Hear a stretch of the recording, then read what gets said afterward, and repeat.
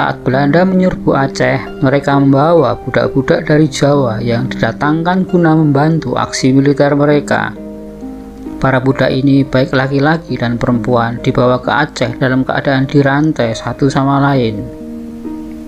Belanda menyebut mereka dengan bir atau biren, namun kadang mereka dipanggil dengan ketingberen.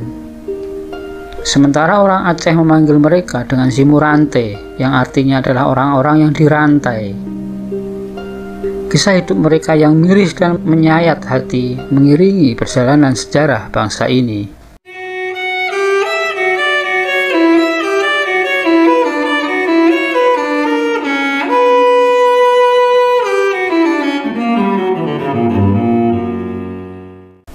Namun sebelum dilanjutkan video ini, mohon bantuannya untuk mengklik tombol subscribe di bawah ini bagi Anda yang belum berlangganan channel ini agar Anda tidak ketinggalan update terbaru dari channel ini.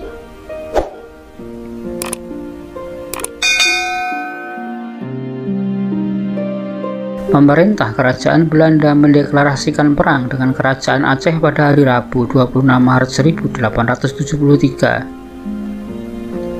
Maklumat itu dibacakan dari geladak kapal perang Citadel van Antwerpen yang berlabuh di antara Pulau Sabang dan daratan Aceh. Pernyataan perang itu dilanjutkan dengan aksi nyata sebulan kemudian pada hari Senin 6 April 1873. Mayor Jenderal C.H.R. Kohler bersama pasukannya mendarat di pantai Ceruman, Ulelewe. Dan sejak saat itu, perang Aceh yang panjang pun dimulai. Selain membawa ribuan tentara Belanda bersama tentara bayaran dari Eropa dan dari berbagai daerah, Belanda juga menyertakan lebih dari 1.000 pekerja paksa atau budak dari Pulau Jawa yang 220 orang diantaranya merupakan budak perempuan. Mereka inilah yang disebut dengan bir atau biren, sementara orang Aceh menyebutnya simrante yang bermakna orang-orang yang dirantai. Para budak ini harus melakukan pekerjaan-pekerjaan berat, tak sedikit dari mereka yang meninggal karena keletihan dan kelaparan. Dari semua budak tersebut, yang paling menderita adalah pekerja paksa yang bertugas mengangkut logistik.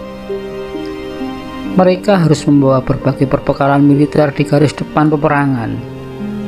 Dan karenanya mereka sering menjadi korban dari setiap pertempuran.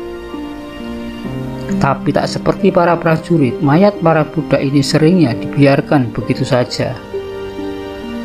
Kalaupun ada yang mengurus, kuburan para simrante ini dibuat seadanya. Malah dalam pertempuran di hutan-hutan Aceh, mayat mereka dibiarkan menjadi santapan binatang buas. Dapat dikatakan, di tiap sudut rimba Aceh terdapat kuburan budak-budak Jawa ini. Sementara para budak yang mendapat bagian pembangunan infrastruktur seperti pembangunan rel kereta api atau jalan bisa sedikit bernafas lega karena terbebas dari risiko peperangan.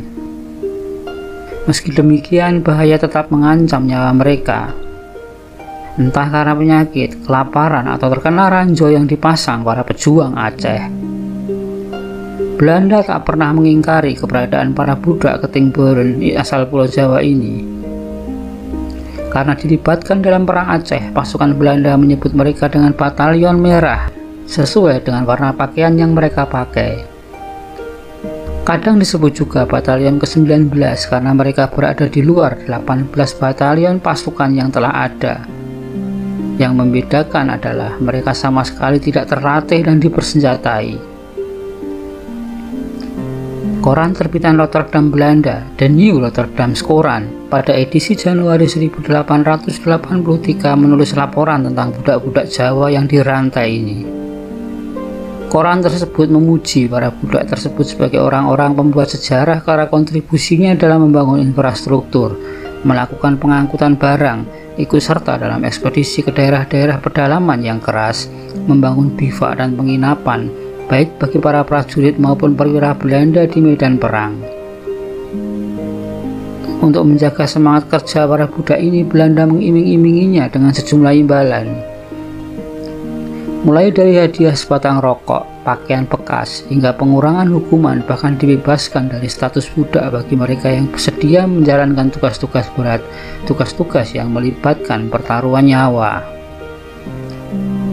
Salah satu contoh heroisme para budak ini adalah saat sekitar 150 pasukan Belanda dikepung pejuang Aceh di bivak wilayah Meredu. Seorang budak asal Madura diminta untuk mengantarkan surat permintaan tambahan pasukan dari bivak Pantai Raja. Budak itu berlari menerobos kepungan pejuang Aceh, melewati hutan dan mengarungi 3 sungai. Esok harinya ia baru sampai di Pantai Raja dengan tubuh letih dan penuh goresan duri.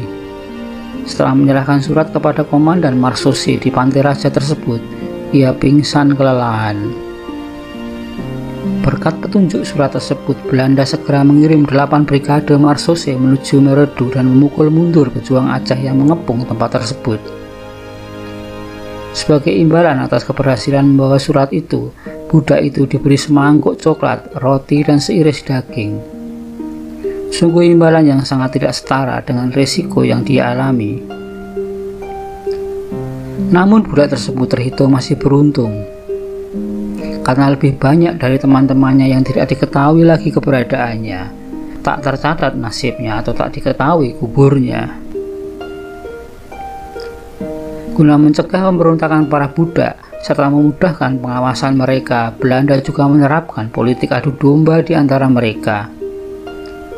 Beberapa orang dari budak-budak itu diberi posisi sebagai mandor atau pengawas dengan sedikit kelebihan fasilitas dan kelonggaran.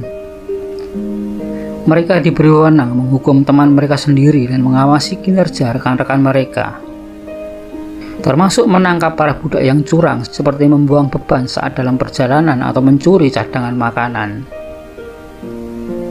Seperti yang menimpa para budak pengangkut barang rombongan tentara Marsose pimpinan Letnan Sinai pada tahun 1905.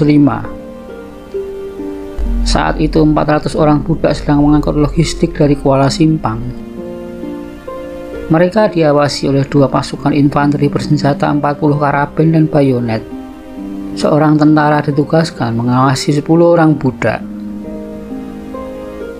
Saat tentara pengawas itu lengah, para pekerja paksa yang mengangkut jenewer, yakni sejenis minuman keras dan berkaleng-kaleng minyak tanah, sengaja menumpahkannya di jalan dengan cara membenturkan kaleng-kaleng tersebut ke bebatuan di tebing.